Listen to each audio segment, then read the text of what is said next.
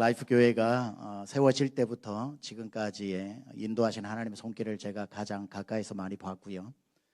저는 달라스에서 21년을 살았습니다.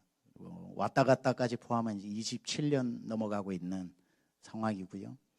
2018년도에 여러분 담임 목사님 부임하시던 그 해에 저도 한국으로 부름을 받아서 강남중앙침례교회, 이름도 부담스러운 강남의 중앙에 있는 침례교회에 부임을 하게 되었고, 강남중앙침례교회는 한국에서 많은 중요한 사역들을 해오던 교회였고, 그 부르심 앞에 제가 굉장히 무거운 부르심이라서 1년 동안 거절하면서 도망을 다녔습니다. 또 제가 개척을 설립을 하고 또 섬기게 된 세미양교회가 계속해서 성장을 하고 수임을 받고 있던 와중이었기 때문에 제가 한국으로 간다는 것도 우리 성도들에게 도저히 제가 그런 말씀을 나눌 수도 없고, 또 하나님의 부르심이 더 명확해야 되기 때문에 한 1년 동안 저희 아내와 제가 밤마다 산책을 하면서, 여보 혹시라도 기도하다가 하나님이 한국으로 가라 말씀하시면 당신이 가자 그러면 내가 말리고, 내가 가자 그러면 당신이 말리고, 그렇게 해서 여기 있자, 그렇게 이야기를 하던 중에 하나님께서 여러 가지 강력한 부르심을 우리 성도도 느끼고 저희 부부도 느끼면서 부름을 받아 한국으로 가게 되었고, 또 강남중앙침례교회의 사역을 또 감사하게도 잘 감당을 할 수 있도록 은혜 주셨고, 또 세미양교회와 저희 교회 강남중앙침례교회가 한 형제교회 협약식을 맺어서 그 사역도 같이 하고 있고, 제가 1년에 한 달 정도 달라스에 와서 같이 사역도 하고, 또 제가 저를 키워준 달라스, 하나님을 뜨겁게 만났던 달라스, 여러분 달라스에서 신앙생활을 잘 못하면 전 세계 어디 가도 신앙생활 잘 못하십니다. 왜냐하면 달라스만큼 하나님이 잘 보이는 데가 없어요. 다른 게 볼 게 많지가 않기 때문에, 여기에 그랜드 캐년 있는 것도 아니고 나야가라 폴이 있는 것도 아니고 요세미티 공원 있는 것도 아니고 제일 잘 보이는 분이 하나님이십니다. 그리고 크리스티애니티 투데이라고 하는 책에 보면 그 표지에 이렇게 나와요. 다른 도시, 미국 다른 도시에서는 하나님께 전화를 하려면 long distance call을 해야 되는데, 달라스에서는 you just need a caller, 로컬 콜로 하나님하고 전화할 수 있는 곳이 바로 달라스다, 이렇게 말할 정도로 하나님이 가까이 보이는 곳이 여기 달라스인데, 제가 이곳에서 목회를 하면서 매일 아침마다 만났던 그 하나님과의 친밀함, 그 인티머시, 그것 때문에 목회도 할 수 있었고, 20년 동안 이상 동안 제 몸에 배어진 그런 경건의 습관들이 한국에 가서, 달라스에서도 제가 꽤 바쁜 목사였거든요. 근데 한국 가니까 5배는 더 바빠진 것 같습니다. 오라는 데도 너무 많고, 또 가야 할 곳도 너무 많고, 오라는 데 다 갈 수는 없지만 또 중요한 그러한 곳에 제가 만약에 다 가는 것으로만 했다면은 금세 바닥이 드러났겠죠. 근데 여기에서 또 하나님께서 주신 저의 루틴 때문에 아무리 바빠도 하나님과의 시간들, 하나님과 함께 나누는 교제의 시간들이 한국에 가서도 그대로 이어지더라고요. 그러다 보니까 여러 가지 바쁜 사역을 하면서도 또 감당케 하신 하나님의 또 뜻을 보게 되었고, 그러는 와중에 이제 라이프 교회에 또 지난 3월에 새로운 성전에, 물론 옆으로 왔지만 굉장히 큰 사건입니다. 홍해를 건너오는 것만큼 놀라운 사건이고, 그렇게 하나님께서 인도해 하셔서 새로운 성전에 입당하게 된 것, 그것도 여러분 정말 수고 많이 하셨고, 우리 담임 목사님과 모든 성도들의 수고와 한마음이 아니고는 작은 일도 마음이 나누어지면 못하는 게 주의 일이고, 태산같이 큰 일도 마음이 모아지면 가능한 게 하나님의 일입니다. 하나님은 하나됨 속에서 역사하시기 때문에 이렇게 이전하게 되었다는 건 여러분의 마음이 하나로서 한 뜻, 한 말, 한 비전을 가지고 있었기 때문에 하나님이 이곳까지 인도하신 것 분명하고, 또 부르신 분이 하나님이시기 때문에 라이프 교회를 통해서 앞으로 이루어 나갈 놀라운 일들을 제가 또 기도하고 기대하겠습니다. 저도 그래파인에서 목회를 시작을 해서 미국 교회를, 그래파인 퍼스트 배프티스트 처치를 2002년 7월에 목사 안수를 받고 8월 첫 주부터 목회를 시작을 했는데, 미국 교회를 3년 반 동안 빌려 썼습니다. 그러다 보니까 3년 후에 이제 미국 교회가 저희가 쓰던 장소를 인도 놀이터로 만든다고 나가달라는 정중하게 부탁을 했습니다. 나쁘게 한 게 아니라 너무 저에게는 고마운 교회였습니다. 그렇게 하면서 드디어 저희들도 이제 독립을 해야 되는 상황에서 성전을 구입해야 되는데 눈앞이 깜깜했단 말이죠. 무슨 재정이 있는 것도 아니고, 지금 앉아있는 라이프 교회 성도들보다 성도가 많았던 것도 아니고 뭐 여러 가지 난감한 상황들이 많이 있었는데 그래파인이라고 하는 데가 또 한국 사람들이 살고 있는 것도 아니었기 때문에 그 당시에 저희 부부만 그래파인에 주소를 두고 살고 있었고 전부 이렇게 다 다른 데서 계시던 분이다 보니까 교회 성장하는 것도 그 당시로는 맥시멈에 이르러서 힘들었던 상황이었고 하던 중에 어르신 한 분, 70 넘으신 어르신 한 분이 한국에서 교사로 계시다가 은퇴를 한 다음에 따님이 저희 교회 다니고 있었는데 이제 영구 미국으로 이주를 해오신 거예요. 예수님을 믿지 않는 분이었는데 저희 교회 예배를 참석하면서 예수님을 믿게 되었단 말이죠. 그러고 난 뒤에 이분이 70 되면서 예수님을 만났는데 가만 생각하니까 70년 동안 주님을 위해 살아온 날이 한 날도 없었던 거예요. 단 하루도 주를 위해 산 날이 없잖아요. 예수 믿기 전이니까. 근데 예수님 딱 믿고 나니까 내가 오늘 죽을지 10년 후에 죽을지 알 수가 없으니까 남은 생에 주를 위해 살고 싶은데 이 한국이 아니다 보니까 주를 위해 살 방법이 없는 거예요. 영어를 할 줄 아는 것도 아니고 운전을 할 줄 아는 것도 아니고 내가 어떻게 해야 될지를 모르는데 답답한 심정에 저 해리 하인즈 로열 레인 있는 거기에 정부 주택 아파트에 살고 계셨는데 걸어 나와서 로열 레인 그 코마트 쪽으로 걸어가면서 하나님 나 뭐 어떻게 해야 주를 위해 살 수 있습니까? 우리 교회 지금 이제 또 나가라고 그러는데 제가 한 미국 교회를 한 30군데는 찾아다니고 나오는 건물을 한 50군데는 찾아다니면서 예배 처소를 찾아다녔는데 문이 안 열리는 거예요. 그 사정을 이분이 잘 알고 저를 위해 기도를 많이 해주시는 분인데 길가에 반짝반짝하는 게 하나 있어서 뭔가 봤더니만 버려진 깡통이 하나 보이는 거예요. 갑자기 하나님의 음성이 들려오는 것처럼 해서 너 저 깡통 주워가지고 팔아서 건축원금 해라. 그래서 이분이 깡통을 줍기를 시작을 한 겁니다. 매일 눈만 뜨면 나가서 깡통을 줍고 자전거를 타고 검은 비닐봉지 하나를 들고 그 코마트 주변 전체를 다 휩쓸다시피 하면서 깡통을 주워서 찌그러뜨려 가지고 그리고 그 납작해진 깡통을 검은 튼튼한 비닐봉지에 넣어 가지고 모으기 시작을 해서 어느 주일날 저희는 미국 교회에서 주일 오후 2시밖에 예배를 드리지 못했거든요. 제가 설교를 하려고 하는데 그분이 큰 봉지를 7개를 가지고 옆에 예배 전에 놓은 거예요. 그리고 메모장 하나를 올려놓았습니다. 그리고 제가 이제 가서 그걸 들고 뭔가 하고 봤더니만 그 집사님께서 하나님 앞에 드릴 것 없어 깡통 주어 드립니다. 하나님 우리도 자체 성전을 주옵소서. 이렇게 첫 번째 건축원금이 깡통으로 들어온 거예요. 제가 얼마나 감동이 되었는지 모릅니다. 약 한 2,000개 정도를 주어서 그렇게 찌그러뜨려 가지고 건축원금을 가지고 오신 거라 말이죠. 우리 전 성도들이 그때까지 뭐 교회를 옮긴다 그래도 관심이 없다가 예수 이제 감 믿으신 그 어르신의 수고를 보면서 가슴에 불이 붙은 거예요. 성도들이 그 다음 주부터 전부 헌금을 가져오는 게 아니라 깡통을 들고 오는 거예요. 그때부터 막 집에 있는 깡통은 다 가지고 오시는 거예요. 우리 집에 깡통 많다. 그래서 저는 이제 일주일 내내 했던 일이 깡통 찌그러뜨려 가지고 저 다운타운에 가면은 위클리프 35번 내려가다 보면 위클리프 거기에서 빠지면은 고물상들이 많아요. 깡통 파는데 첫 번째 그 집사님의 깡통을 가지고 한 2,000여 개 이상 되는 걸 가지고 팔았더니만 80불 80센트가 나왔어요. 그래서 그거를 이제 첫 번째 건축원금으로 80불 80센트가 들어왔다고 그러니까 우리 성도들이 너무 도전을 받아서 그 다음 주부터 깡통을 들고 와서 그거 제가 다 주중에 찌그러뜨려 가지고 팔고 그 다음 주일날은 광고를 할 때 지난주 깡통 판 돈은 뭐 30불 뭐 27센트가 들어왔습니다. 저는 6개월 동안 하는 게 깡통 파는 일이에요.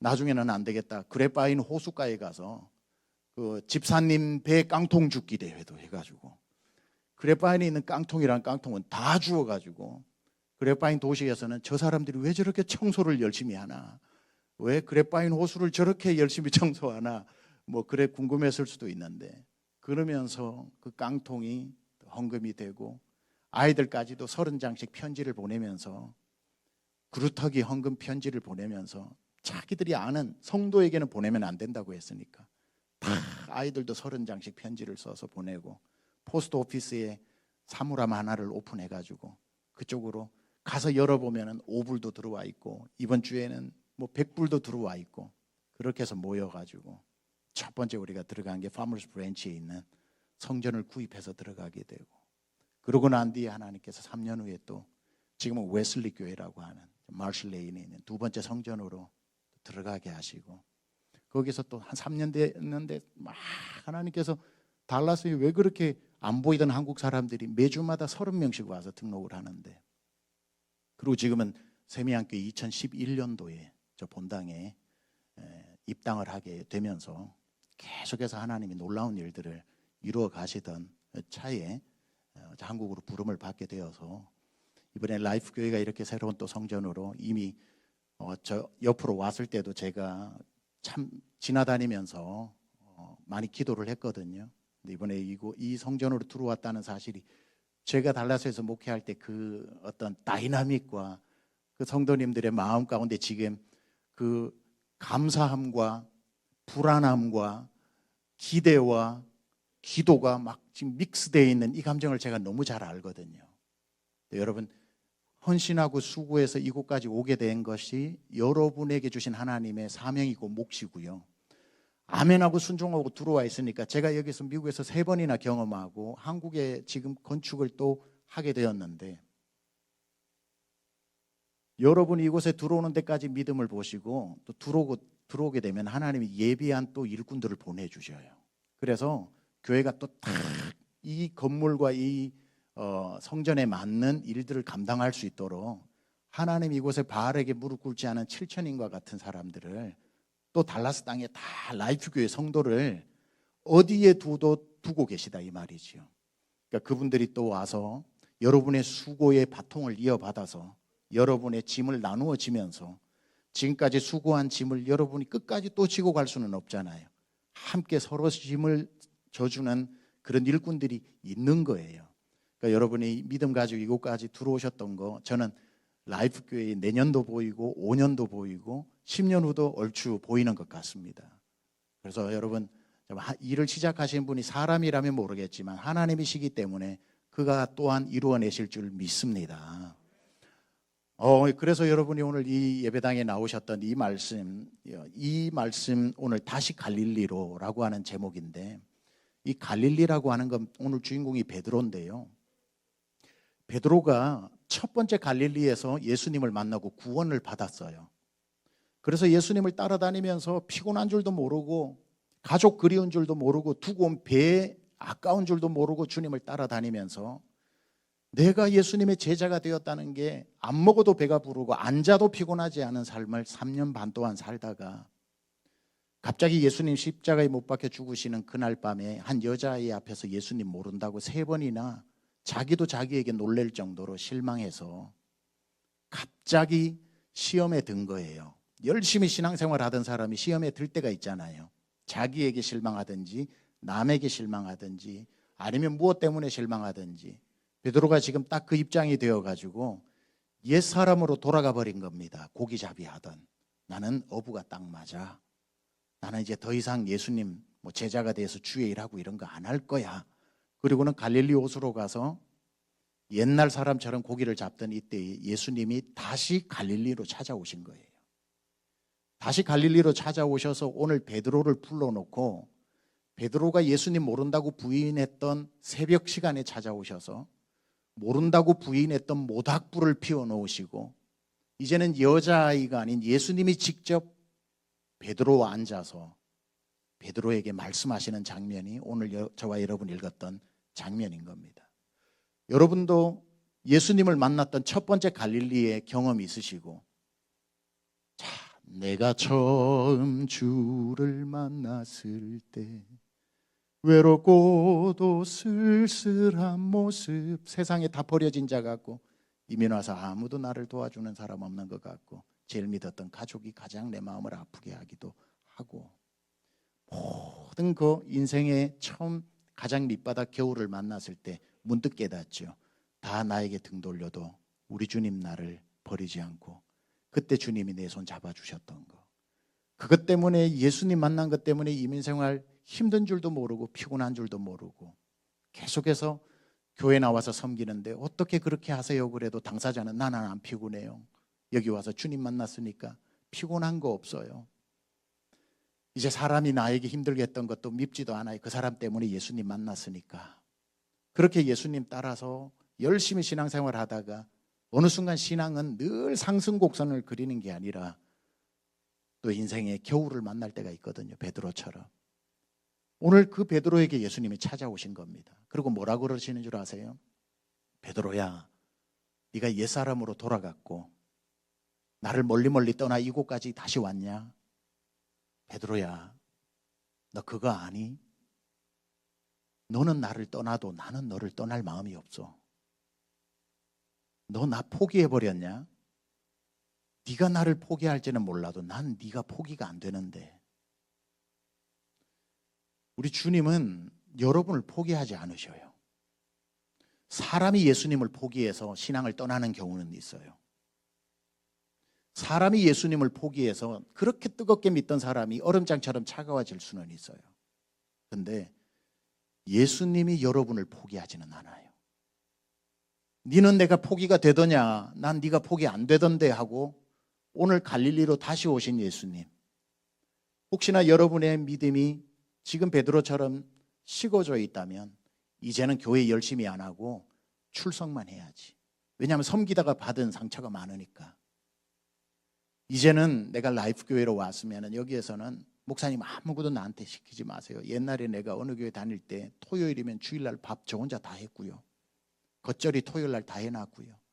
주일날 일찍 나와가지고 밥 안 치는 거 제가 제일 먼저 해놓고요. 미역국 다 끓였어요. 50명 성도 밥 제가 3년을 해먹였어요. 받은 상처가 너무 많아요. 목사님 여기 와서 좀 쉬게 해주세요. 다시 고기잡이 하러 나간 베드로와 같은 마음으로 앉아있는 분이 있을 거예요. 어느 교회나 있어요. 주님이 찾아오셔서 말씀하시는 거예요. 너 그렇게 끝까지 언제까지 그렇게 살래? 그렇게 고기 잡으니까 마음 편하더냐? 정말 안 하고 가만 앉아 있으니까 하늘로부터 평안이 내려오더냐? 한두 달은 편했겠지만 정말 그렇게 끝까지 살 마음이 있더냐? 너는 내 일 안 하고 살 수 있겠더냐? 나는 너와 일 안 하고 못 살겠던데. 주님 그렇게 찾아오셔서 베드로를 회복시키는 이 두 번째 갈릴리가 오늘 이 주일 예배의 시간이 되기를 축원합니다. 이 시간에 주님이 여러분을 회복시키시기를 원하는데 오늘 베드로를 찾아오셔서 베드로의 무엇을 회복시켰는지를 잠시 살펴보면서 여러분에게 어떤 회복이 필요한지를 더불어 한번 여러분 스스로 점검해 보시기 바랍니다. 첫 번째 뭘 회복시키느냐 봤더니만 베드로 안에 있는 상처를 회복시키시는 거예요. 베드로가 자기 자신에게 실망하고 여러 가지 상황 속에서 예수님을 향한 뜨거웠던 마음이 식어져 버리고 고기잡이하러 옛사람으로 돌아갔잖아요. 주님이 오셔가지고 다시 그 모닥불 앞에서 네가 나를 사랑하느냐 세 번 모른다 부인했던 세 번을 사랑하느냐로 억지로 고백시켜서라도 사랑합니다 하게 해서 회복시켜 내시는 것처럼 여러분 주님의 일을 하다가 마음속에 난 상처가 상처로 방치되지 않고 여러분 안에서 다시 주님을 향한 뜨거운 열정과 사랑으로 회복되기를 축원합니다. 여러분 그 상처를 방치시키면 안 돼요. 누구 때문에 시험 들었다고, 누구 때문에 여러분 이제 마음이 예전 같지 않다고, 아무리 누구 때문에 그래도 여러분 마음 쉽게 한 누구는 행복하게 지금 잘 살고 있는데 왜 여러분은 그렇게 믿음이 식어져서 주님과 거리두기 하면서 그렇게 살아서 이 아까운 세상 주님 오늘 오실지 내일 오실지도 모르는데 언제까지 주님의 일과 거리두기 하면서 살아야 한단 말입니까? 그리고 주의 일을 열심히만 한다고 되는 것도 아니에요. 주님이 베드로에게 오신 목적은 양떼를 맡기기 위해 다시 일 맡기기 위해 오셨거든요. 그러면 오셔서 베드로야 너 나한테 잘못한 거 있지?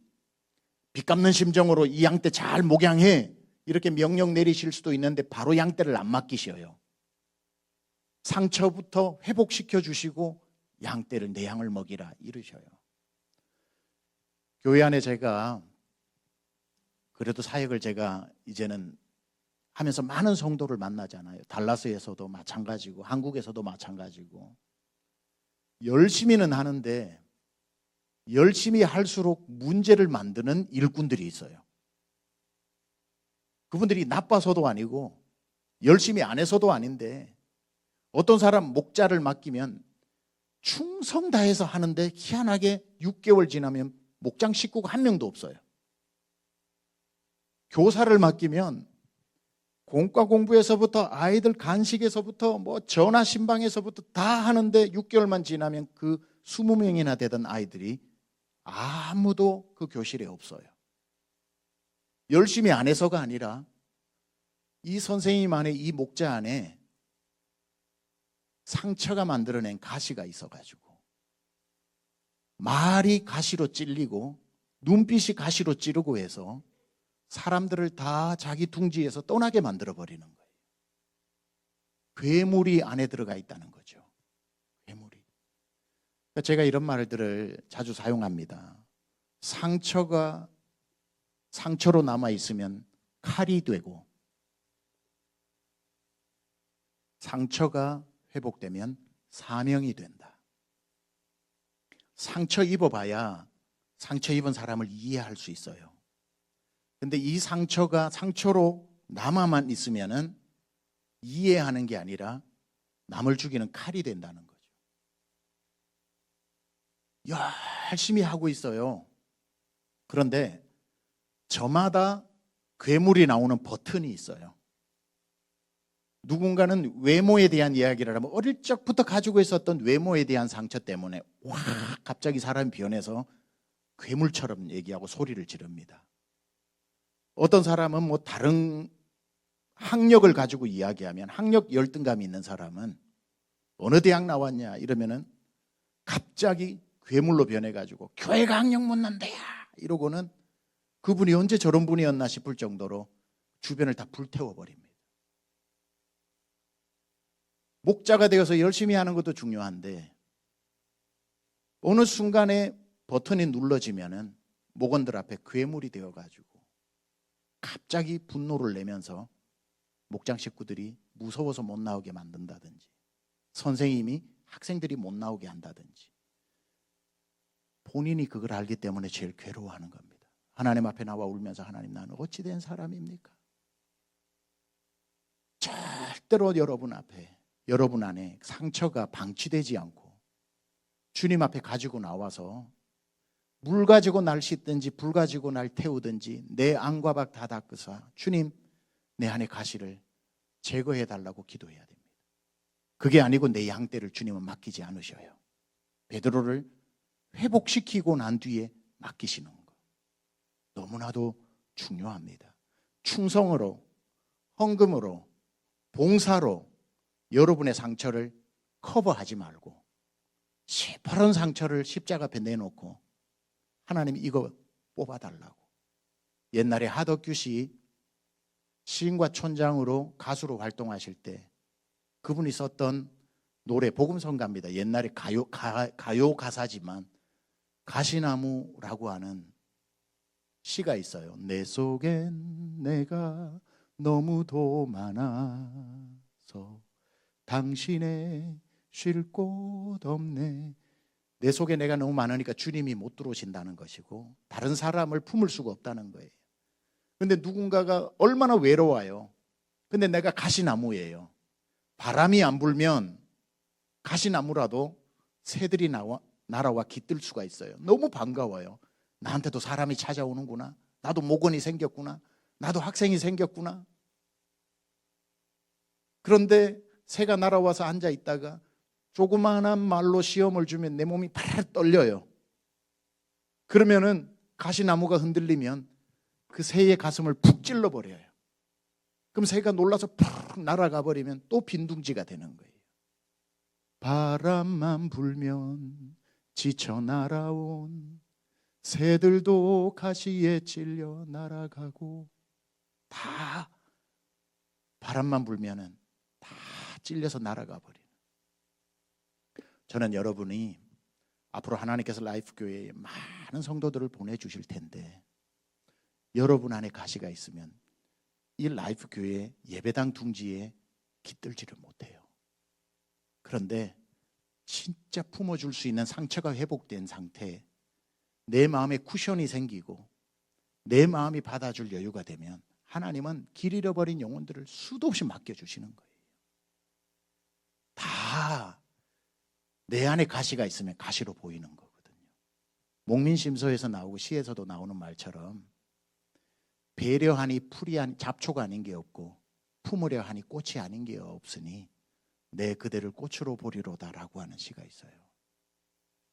다 마음에 안 드는 사람 다 베어버려야지 하면 잡초밭에 내가 사는 거고, 다 꽃으로 향기 나는 꽃으로 보기 시작을 하면 정작 내가 꽃밭에 사는 것이기 때문에 내 눈이 그렇게 보는 거예요. 저는 여러분이 옆에 있는 성도님들을 꽃으로 볼 줄 아는 여유가 있기를 축원합니다. 절대로 여러분이 경쟁해야 될 대상이 아니에요. 시기해야 되는 대상이 아니에요. 제일 복된 교회는 앉아있는 성도들이 담임 목사님 여기 서 있으면 성도들이 담임 목사님을 꽃으로 보는 교회. 와, 금이야 오기야 우리 목사님 진짜 귀하다. 그건 목사님 자체가 꽃이어서 그럴 수도 있지만 여러분의 마음이 꽃밭이어야 그렇게 보이는 거예요. 아무리 훌륭한 목사님이 있어도 내 마음이 풀밭이고 잡초밭이면 다 베어버리고 싶은 거예요. 그러면은 제일 불행한 사람은 잡초밭에 살아가는 내 마음이 괴로운 거죠. 상처라는 게 그런 겁니다. 하나님 앞에 나와서 이 갈릴리 호수와 같은 이 예배당에서 십자가 배 엎드려 기도할 때 주님의 보혈이 여러분의 그 가시를 다 녹여내는 은혜가 있기를 축원합니다.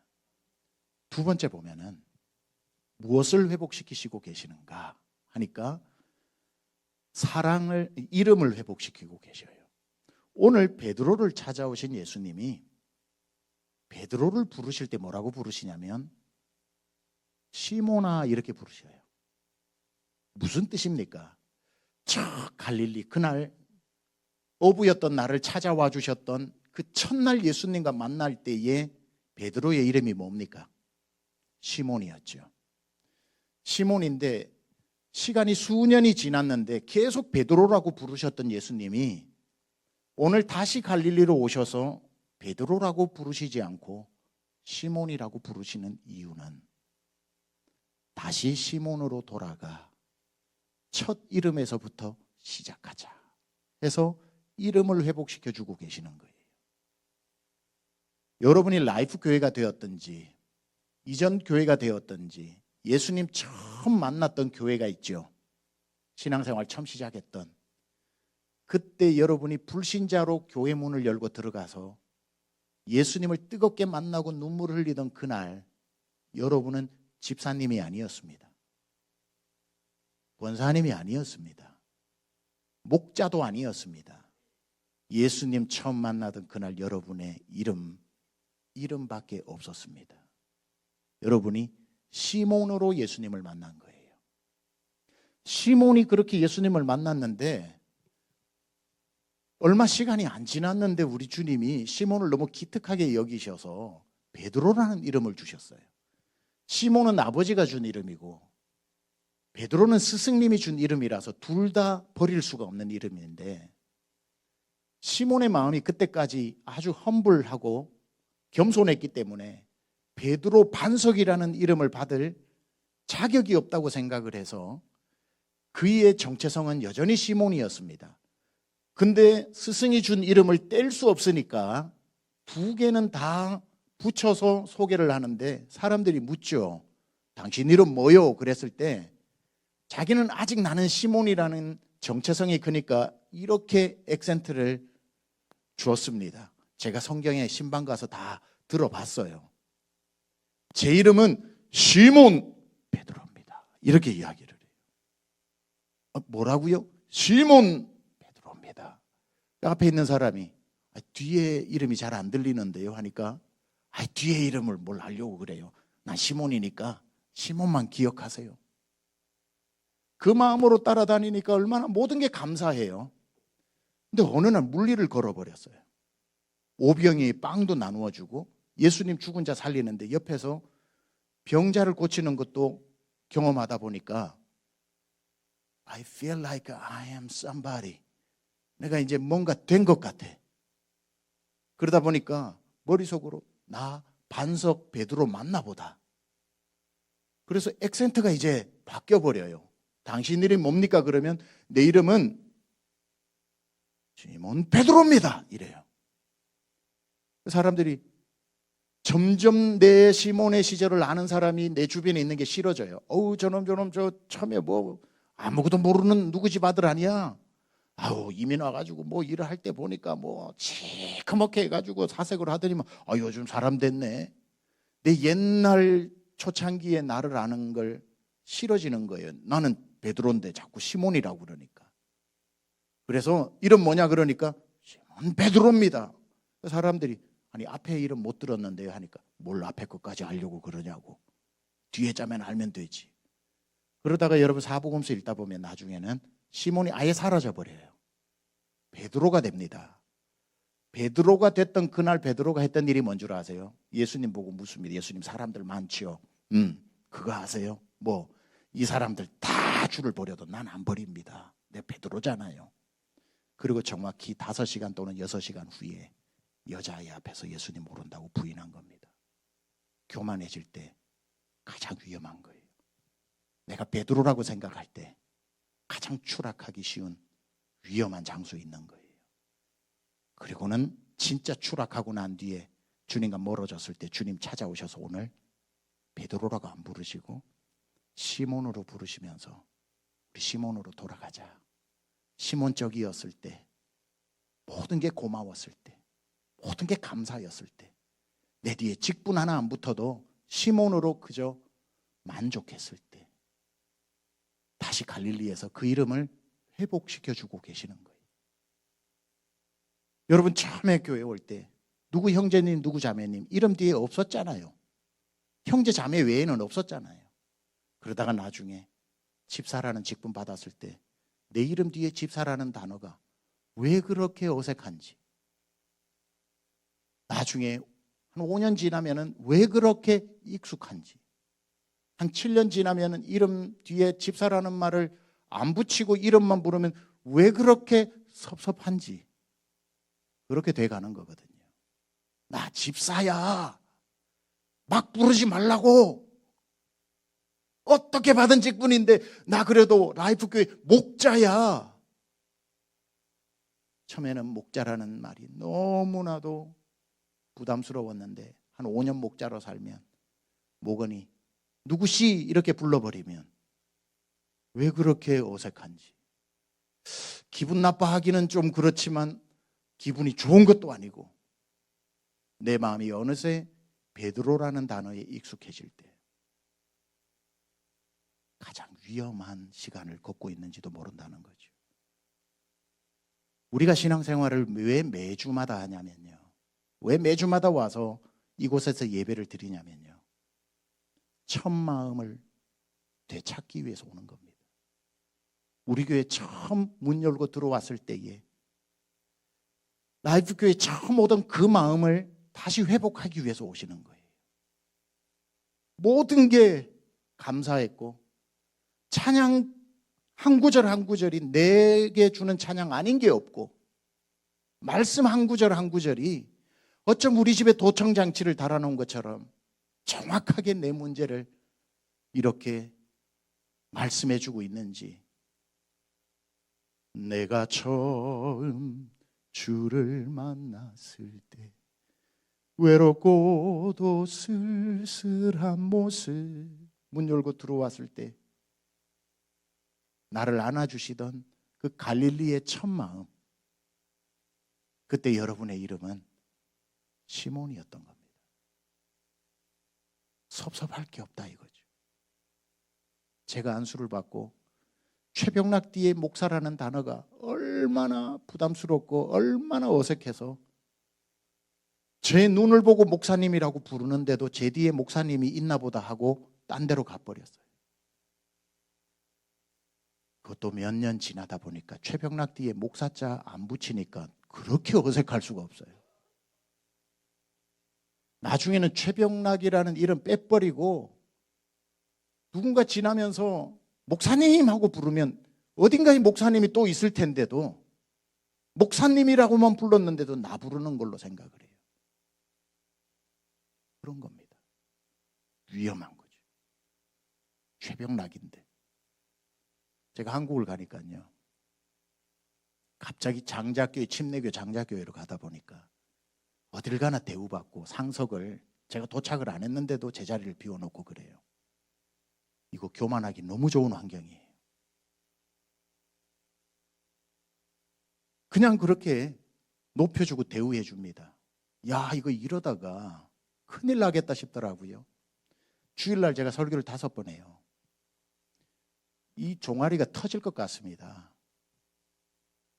처음에 와서 정기적으로 제가 한 달에 최소한 한 번씩 주일 저녁 그렇게 7시 정도 되면 모든 일과가 마치는데 아침 7시부터. 그래도 제가 했던 게 뭐냐면 천안에 있는 저보다 5살 많은 신학교 선배 형을 찾아갑니다. 천안에서 목회를 해요. 그럼 9시 정도 됩니다. 9시부터 11시까지 2시간을 같이 이야기하다가 운전해서 서울로 오면 새벽 1시가 돼요. 그 피곤한데 제가 왜 가는 줄 아세요? 그 형은 30 지금 몇 년 전부터 지금까지 저보고 단 한 번도 최 목사라고 부른 적도 없고 최 전도사라고 부른 적도 없습니다. 그 형은 저를 그때부터 지금까지 야 임마라고 부릅니다. 야 임마. 내려가면 야 임마 커피 마셔. 야 임마 대형교회 목사들 조심해. 야 임마 대형교회 목사들 정신 차려. 야 임마 요즘 목회 잘하고 있어? 2시간 동안 얀마를 한 300번은 하는 것 같아. 형 나 이제 강중집 목사예요. 그 말 들으러 강중집 목사라는 말 들으러 제가 2시간은 뭐하러 내려갑니까? 그렇게 불러주는 데는 온 천지인데 세상에서 유일하게 나를 야인마로 부르는 유일한 사람. 2시간 야인마 소리 듣고 운전해서 올라오는 2시간 동안 저는 강남중앙 침례교회 담임 목사가 아닌 야인마 최병락이 되어 있습니다. 일부러 그러는 거예요. 제가 누군지를 알아야 되니까. 여러분 앞으로 라이프교회에 5년 되시고 10년 되시고 15년 20년 성도 되시면 교회가 성장하면 새로 오는 성도들은 여러분 하나님처럼 대할 때가 옵니다. 이 교회 성장할 때 역사를 같이 써내려온 분들이니까 고개를 굽신굽신하면서 너무 고마워할 그런 날 옵니다. 절대로 그런 날에도 여러분이 베드로라는 이름만 가지면 안 됩니다. 누가 뭐라고 베드로로 불러줘도 뒤돌아서면서 여러분은 독백으로 난 여전히 사이먼, 난 여전히 시몬. 시몬이라고 하는 자기 정체성을 잃어버리면 내 직분에 맞지 않는 취급을 받으면 기분 나빠지고 그래도 내가 우리 교회에 몇 년 됐는데 이런 취급을 해? 자존심 상하네. 이거 표현하기에는 사람이 유치해 보이고 표현 안 하려고 하니까 마음이 영 불편하고 이상하게 기분 나쁘단 말이야. 시몬으로 살면 되는 겁니다. 세 번째, 무엇을 회복시키시는가 보니까 주님을 향한 사랑을 회복시키고 계십니다. 양을 맡기러 오신 예수님이 시몬에게 내 양을 먹이라 말씀하시면서 잠시만 내 양을 먹이려면 물어볼 게 있다. 뭔데요?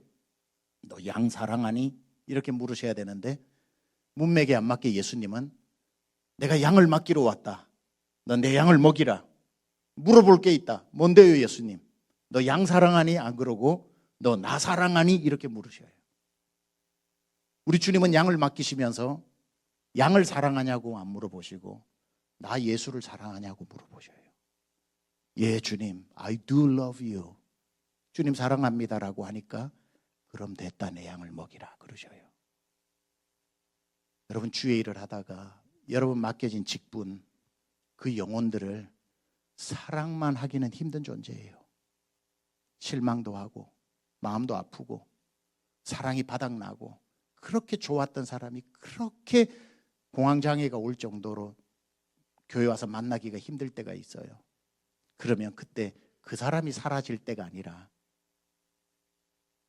예전에도 그 사람은 그렇게 행동했고 지금도 그 사람은 그렇게 행동하는데 예전에는 불편한 줄 몰랐는데 지금은 왜 불편해졌는가? 그 사람이 바뀌어서가 아니라 옛날에는 내가 하나님을, 예수님을 너무 뜨겁게 사랑했으니 사랑할 힘이 생긴 거였고 예수님 사랑하는 마음이 식어지고 나니까 마음에 드는 사람이 한 명도 없는 거예요.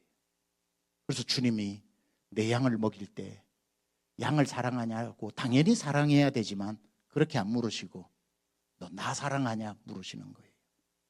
예, 제가 주님 사랑합니다 하니까 주님이 가슴을 쓸어내리시면서 됐다 그럼 내 양을 먹이라. 여러분 주일 하다가 힘들 때는 주일을 내려놓을 때가 아니라 주님의 사랑을 회복할 때입니다. 주님 다시 그 뜨거움을 주세요. 다시 그 첫사랑의 뜨거움을 주세요. 주님 앞에 앉으면 흐르던 눈물을 주세요. 말씀 한마디에 통곡하며 옷을 찢지 않고 마음을 찢던 그 제 낮은 마음, 그 첫 마음을 뜨겁게 여러분 이 예배당, 이 아름다운 예배당 그냥 지나치지만 말고 밤에도 와서 이 예배당에 엎드려 혼자 밤새도록 사랑합니다. 나의 예수님 사랑합니다. 아주 많이요. 사랑합니다. 나의 예수님 사랑합니다. 그것뿐이에요. 밤새도록 고백하면 새벽녘에 주님이 사랑한다 아들아 내가 널 잘 아노라. 사랑한다 내 딸아 내가 내게 축복도 하노라. 다 내 마음에 주님 사랑의 창고가 비어버렸던 그곳에 주님의 사랑이 부음받으면 내가 넉넉히 이길 수 있는 어떤 직분도 감당할 수 있는 힘이 새벽 햇살처럼 찾아오는 겁니다. 주님의 사랑이 식어버리면 목회도 못하고요. 다 환경이 좋아도 이 마음이 비어버리면 목회하고 싶지가 않고요. 아무리 힘들어도 이 마음이 사랑으로 꽉 차 있으면 할 힘이 생기는 거예요. 마지막으로 십자가를 회복시키고 계십니다. 뭐라고 얘기하시냐면 시몬아 네가 젊어서는 네가 하고 싶은 걸 네가 가고 싶은 대로 갔지만 이제 오늘부터 네가 늙어서는 이게 오늘부터입니다. 남이 내게 띠띠우고 내 팔을 벌리리니 원치 않은 곳으로 데려가리라. 19절에 이렇게 말씀하시면 그가 어떠한 죽음으로 하나님께 영광을 돌릴까 말씀하시미로라. 남이 내게 띠띠우고 팔을 벌린다. 십자가에 매단다는 거예요. 그리고 나를 따르라 라고 했을 때 베드로가 어떻게 주신 기회인데 또 모른다고 하겠습니까? 십자가에 매달려 죽어도 예수님 따르겠습니까지 했는데 다는 안 했어요. 따르겠습니 했는데 한 사람이 들어와. 옆에 있는 요한이 들어와요. 요한은 예수님의 사랑받는 제자라는 별명도 있고 예수님 품에 앵겨 살던 사람이라서 베드로가 궁금해지는 거예요. 나는 십자가에 예수님이 매달고 요한은 끝까지 안 죽이고 챙기는 거 아니야? 갑자기 내 십자가를 지겠다고 하다가 요한의 십자가가 궁금해지는 거예요. 그래서 묻습니다. 아까 지겠습니다 안 하고 지겠습니? 근데 예수님 요한은 어떻게 됩니까? 이래요. 요한의 십자가는 뭡니까? 그때 예수님이 이렇게 말하죠. 20절부터 22절 제가 빠르게 읽습니다. 베드로가 돌이켜 예수께서 사랑하시는 그 제자가 따르는 것을 보니 그는 만찬석에서 예수의 품에 의지하여 주님을 파는 자가 누구 오니까 묻던 자더라. 이에 베드로가 그를 보고 예수께 여짜오되 주님 이 사람은 어떻게 되겠사옵나이까? 죽지 않고 십자가가 나보다 무겁습니까? 가볍습니까? 이 말이지요. 22절 예수께서 이르시되 내가 다시 올 때까지 그를 죽이지 않고 살려두고 머물게 하고자 할지라도 그게 내게 무슨 상관이냐? 그게 너와 무슨 상관이냐? 요한의 십자가가 너와 무슨 상관이냐? 너는 너의 십자가를 지고 나를 따라오너라. 예수님이 이 말씀입니다. 왜 요한의 십자가가 너보다 가볍다 그러면 방금 지겠다고 했던 그 십자가 더 무겁게 느껴져서 톱으로 잘라버릴 거냐? 아니면은 요한은 너보다 더 험악하게 죽는다 그러면 다행이다 하고 그제야 지고 갈 거냐? 시몬아 나는 지금 너의 십자가를 너와 얘기하는데 왜 너는 남의 십자가를 궁금해하고 남의 십자가를 내게 묻냐? 그게 너와 무슨 상관이냐? 여러분 신앙생활은 각자입니다. 여러분 5년 만에 와서 받았던 직분 누구가 와서 2년 만에 받을 수도 있고 7년 만에 받았던 박수 누구는 3년 만에 받기도 합니다. 그것 때문에 시기 질투하지 마세요. 그게 무슨 상관이냐 주님 물으셔요. 나는 너에게 준 십자가를 얘기하는데 왜 너는 남의 십자가를 보고 나보다 가벼우면 네 십자가를 무겁게 여기고 너보다 남의 십자가가 무거우면 다행이다 하고 기쁘게 지고 가냐. 그게 너와 무슨 상관이냐. 각자에게 주신 사명이 있고 십자가의 무게가 있고 십자가의 크기가 있는 겁니다. 이런 말이 있어요. 그렇게 잘라버리지 않고 끝까지 지고 가다 보면 그 십자가가 요단강 건널 때 우리 죽어 요단강 건널 때 요단강 건너는 다리가 된답니다. 그때 알게 되는 거예요. 잘라버렸다면 큰일 날 뻔했다. 그 다리를 건너 다시 십자가를 지고 내 사모하는 주님 앞에 설 때 그때 십자가의 크기와 면류관의 크기가 맞바꾸어진다고 그래요.